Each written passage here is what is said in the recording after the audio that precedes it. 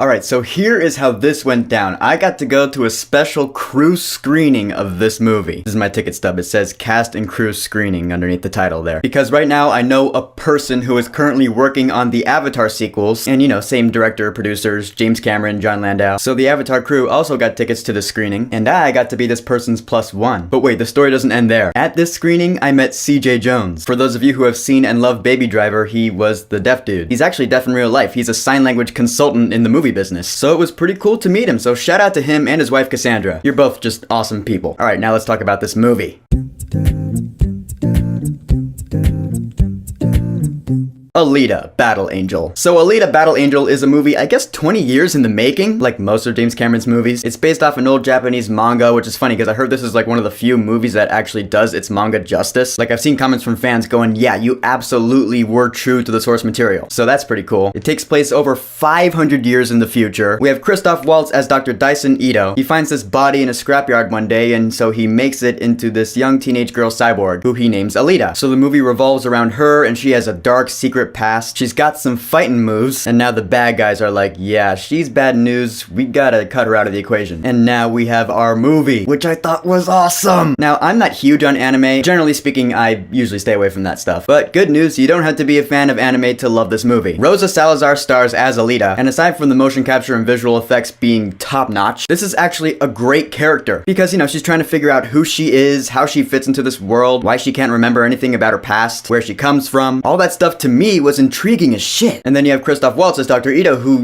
is hiding some secrets from her. He knows a little bit more about her than he's letting on, and you just wonder how far it's gonna go before he finally breaks. His dynamic with Alita was really good, it was a father and daughter type of deal. There is also a romance aspect in this movie. We have Hugo, played by Kean Johnson, and not only did I buy the romance in this film, I actually liked it. Hugo is admittedly kind of an archetype romance character in this film, but again, it's all about execution because I completely bought how he and Alita met, how their bond grows stronger. Them being teenagers, there's gonna be a little bit of rebellion against Dr. Ito, who's like, you can't go out after dark, Alita. So what does she do? Like a teenager, she goes out after dark behind his back to meet up with Hugo. It's just, that's what people do now, that's why I bought it. And then you have the main bad guy in this film, Vector, played by Mahershala Ali. Dude, this guy is in everything these days. I mean, I remember when I first saw him in The Hunger Games, and then in Luke Cage, and thinking to myself, I'm pretty sure I haven't seen the last of this dude. Sure enough, he started showing up in movies like Moonlight and Green Book. He was a voice in Spider-Man Into the Spider-Verse, and now he's the bad guy in Alita Battle Angel. And once again, he proves here that he's a great actor. We've seen in Luke Cage that he's really good as a bad guy, because he just is, and this movie gives him more of a backstory than you'd think he would have. It almost makes you sympathize for him in a way. I'm not gonna say how because I don't want to spoil it, because it's worth the surprise. But he and Jennifer Connelly are really good villains. Now, of course, this being a James Cameron and Jon Landau film, he didn't direct it. It's directed by Robert Rodriguez, who is also a pretty visual director. But this film coming from that trio, you would expect the visual effects to be great, and oh my god, they are great. For the most part, that is. I mean, the setting,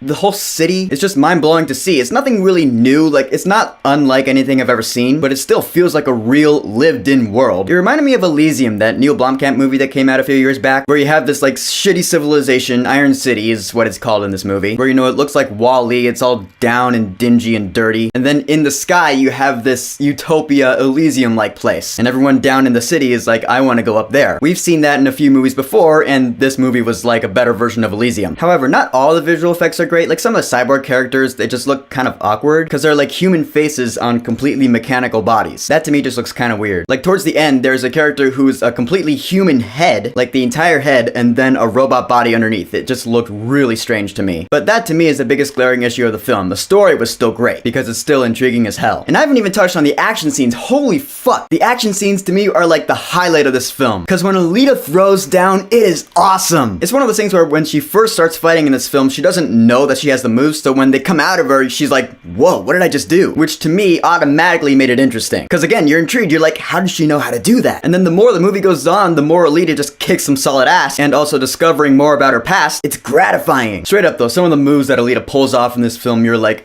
this is one badass chick. Alita is actually one of the strongest female characters I've ever seen. Quote me on that. Because she just never gives up. Even when she's in really bad shape in a fight, she will still get up and keep going. And if that ain't strength, I don't know what is. It just makes you root for Alita because she's such a badass. Now, as intriguing as the story is, and I didn't even notice this until I watched other reviews of this movie, the story was actually kind of crammed. Because again, there's a lot of source material to base this movie off of, and I don't know how much of it this movie pulled from, but this movie's just over 2 hours long, and again, while I was watching it, I was completely into it, I was intrigued, I was never bored in this movie. But there is a lot going on. So I don't want to say it feels crammed, but I can see this movie benefiting from having like an extended edition where you can draw out the story, add like a solid half an hour onto this thing, and it'll make this movie even better than it already is. That being said, I'm not really upset at the movie's length. It's a good length, because again, I was never bored. And some of the writing was a bit cheesy. Sometimes someone would say something and I'd be like, okay, I wonder who wrote that. Didn't quite stick the landing, but other times it worked for me. Maybe it's because I wanted it to work because I wanted to like the movie, and I just wanted to let a cheesy line slide. But you know, it's just my opinion. This is my channel. Here's why I voice my opinion. The score was done by Tom Holkenborg, aka Junkie XL, and dude, this guy has proven himself as a legit film composer. I am sorry that it took me a couple years to realize this because he's been scoring films for a couple years. You know, he did Deadpool 1 and Dark Tower. He did Mortal Engines a couple months ago, which is funny because I feel like after Mortal Engines, the company went up to him and was like, "You're actually pretty good at scoring big epic action movies. Why don't you come over and score our film, which is actually good?" I didn't hate Mortal Engines, I'm just saying though, because there's a great theme in this movie. Dun, dun, dun, dun. It's more of a motif, but you hear it a lot throughout the entire score, and it works. Sometimes just the motif is all you need. That's the Alita theme. So in the end, I walked into Alita Battle Angel expecting a fun movie. I walked out pretty blown away. The visual effects are awesome for the most part. You relate to the characters because they are very human, even the cyborgs. They are written really well. The music is fantastic, I got the soundtrack, but the action is just awesome. I can't wait to see this movie again. For Alita Battle Angel, I will say, go see this movie right now. First one of the year.